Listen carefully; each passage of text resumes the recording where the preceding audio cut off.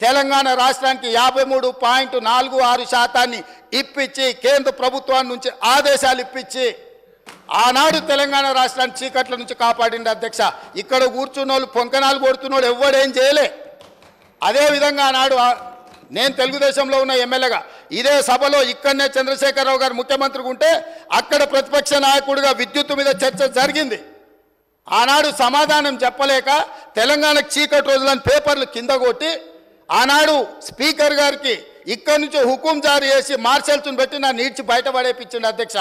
రికార్డులు తీయండి. 2014-15 సందర్భంగా ఆనాడు ఇదే సభలో జరిగిన చర్చలో చంద్రశేఖరరావు గారు ఏ విధంగా సభను తప్పుదోవ పట్టిస్తుండు, ఏ విధంగా ప్రజల్ని మభ్యపెడుతుండు, ఏ రకంగా కాంగ్రెస్ పార్టీ ఆ రోజు నేను తెలుగుదేశంలో ఉన్నా నేను స్పష్టంగా చెప్పిన ఆ రోజు రికార్డులు తీయండి అధ్యక్ష, మీరు సభను వాయిదా వేయండి, అవసరమైతే ఆ రికార్డులు తీద్దాం.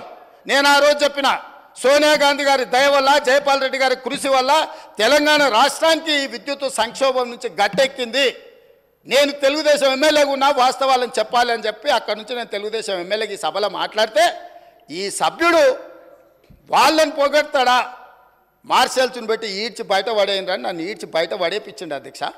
ఈరోజు మీ ద్వారా తెలంగాణ సమాజానికి ఈరోజు నేను చెప్పదలుచుకున్న అధ్యక్ష, ఆ రకంగా తెలంగాణ రాష్ట్రాన్ని విద్యుత్ సంక్షోభం నుంచి ఆనాడు జయపాల్ రెడ్డి గారు, సోనియా గాంధీ గారు, మన్మోహన్ సింగ్ గారు కాపాడినరు. ఆ తర్వాత ఉమ్మడి రాష్ట్రంలో తీసుకున్న నిర్ణయాల వల్ల భూపాలపల్లిలో ఉన్న 1200 మెగావాట్లు కానీ ఇతర ప్రాంతాలలో ఆనాడు ఉమ్మడి రాష్ట్రంలో ప్రారంభించిన పవర్ ప్రాజెక్టులు తెలంగాణ రాష్ట్రం వచ్చిన తర్వాత ఉత్పత్తిలోకి వచ్చినాయి. కాబట్టి అడిషనల్ పవర్ మొత్తం మనకు యాడ్ అవ్వడం వల్ల తెలంగాణలో విద్యుత్ సంక్షోభాన్ని నుంచి మనం బయటపడ్డాం అధ్యక్ష. ఇవాళ నేను సూటిగా సవాలు విసురుతున్నా. ఆనాడు 7000 చిల్లర మెగావాట్లు ఉంటే మేము 19,000 చిల్లరకి తీసుకెళ్ళినామని. ఎవరు అధ్యక్ష? వీళ్ళ తాతలు ఏమైనా ఉత్పత్తి చేసిరా, వీళ్ళేమైనా చేసిరా? సోలార్ పవర్ ప్రాజెక్టులో 5,600 మెగావాట్లు ఈరోజు చెప్పుకుంటారు కదా.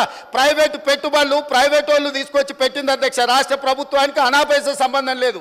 10 సంవత్సరాలు వీళ్ళ ఏలుబడిలో సోలార్ పవర్ ఓన్లీ 1 మెగావాట్ అధ్యక్ష.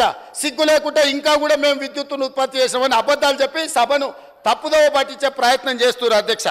అదేవిధంగా అధ్యక్ష, ఇవాళ బిహెచ్ఎల్కు మేము నామినేషన్ పేజ్ మీద ఇచ్చినాం. గవర్నమెంట్ టు గవర్నమెంట్ ఇస్తే కమిషన్లు వస్తాయా? ఇది పద్ధతేనా?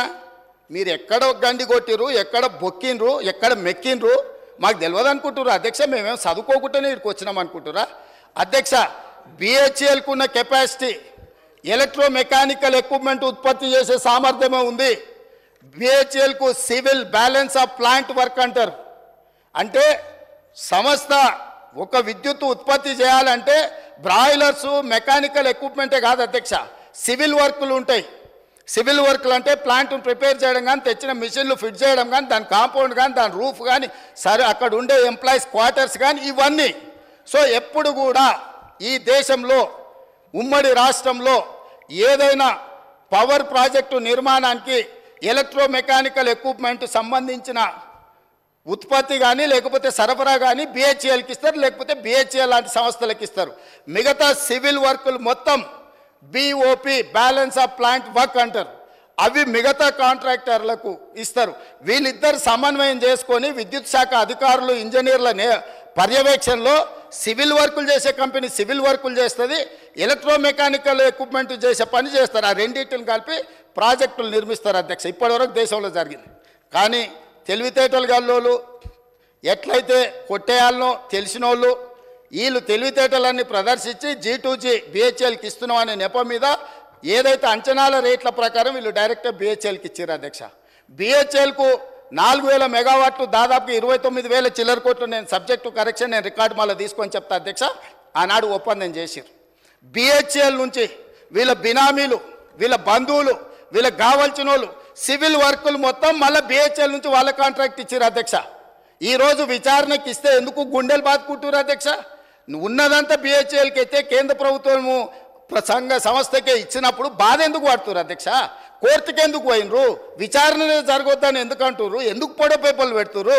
ఈరోజు బిహెచ్ఎల్ నుంచి సివిల్ వర్కులు మొత్తము ప్రైవేట్ కాంట్రాక్టర్లకు వీళ్ళ బినామీలకు ఇచ్చిండ్రు. 1,000 కోట్ల రూపాయలు ఒప్పందాలు జరిగినాయి. అందులో ఫ్రాడ్ జరిగింది.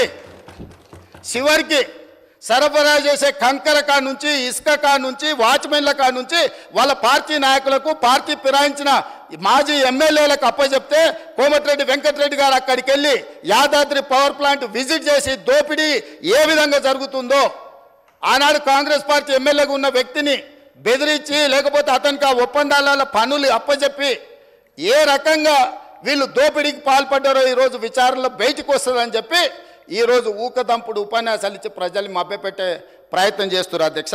అదేవిధంగా అధ్యక్ష, మేము మీకు ఇక్కడ ఒక ఇది నేను చెప్పదలుచుకున్నాను అధ్యక్ష.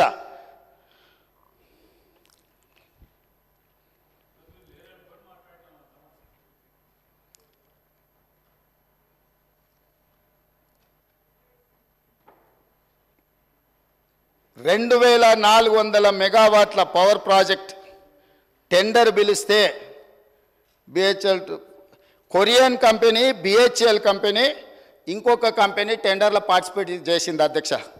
జార్ఖండ్లో 18% లెస్. సేమ్ తెలంగాణలో ఏ తారీఖు నాడైతే అంచనా రేట్లకు తెలంగాణ ప్రభుత్వం బిహెచ్ఎల్కు కాంట్రాక్ట్ ఇచ్చిందో సేమ్ సమయంలో, నేను తారీఖు కూడా మీకు చెప్తా అధ్యక్ష, 2017 అధ్యక్ష, జూలై 18, 2017 సేమ్ సందర్భంలో జార్ఖండ్ ప్రభుత్వము క్లియర్గా 2400 మెగావాట్ల విద్యుత్ ఉత్పత్తి చేసే టెండర్ పిలిస్తే, సూపర్ క్రిటికల్ టెండర్ మీద వాళ్ళు టెండర్ పిలిస్తే బిహెచ్ఎల్, దుసాన్ అనే కొరియన్ కంపెనీ, ఎల్ఎన్టీ కంపెనీ 3 టెండర్ల కాంపిటీషన్లో పాల్గొన్నాయి అధ్యక్ష.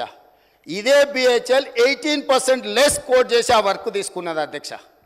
ఈరోజు టెండర్ జరిగితే బిహెచ్ఎల్ కాంపిటీట్ చేసి జార్ఖండ్ రాష్ట్రంలో 18% లెస్లా సూపర్ క్రిటికల్ 2400 మెగావాట్ల పవర్ ప్రాజెక్టు టెండర్ అక్కడ తగ్గించుకుంటే ఇక్కడ రేట్లకు వీళ్ళు ఒప్పందం చేశారు. అంటే 18% లెస్లో తెలంగాణలో వర్కులు చేయడానికి అవకాశం ఉన్న పవర్ ప్రాజెక్టును 4000 మెగావాట్ల విద్యుత్ పవర్ ప్రాజెక్టును బిహెచ్ఎల్కి అప్పచెప్పి ఏం చెప్పిండ్రు అధ్యక్ష? ఆ రోజు 2.5 సంవత్సరాలలో తెలంగాణలో విద్యుత్ ఉత్పత్తి చేసేది ఉన్నది కాబట్టి మేము బిహెచ్ఎల్కి ఇచ్చినామన్నారు. 9 ఏళ్ళు అయింది అధ్యక్ష టెండర్ ఇచ్చి. 9 ఏళ్ళు అయినా ఇంతవరకు ఉత్పత్తి మొదలు కాలేదు అధ్యక్ష. ఆనాడు 7 కోట్లకు పర్ మెగావాట్ విద్యుత్ ఉత్పత్తి చేస్తామని ఒప్పందం చేస్తే ఇవాళ 10 కోట్ల రూపాయలకు పెరిగింది అధ్యక్ష అంచనా.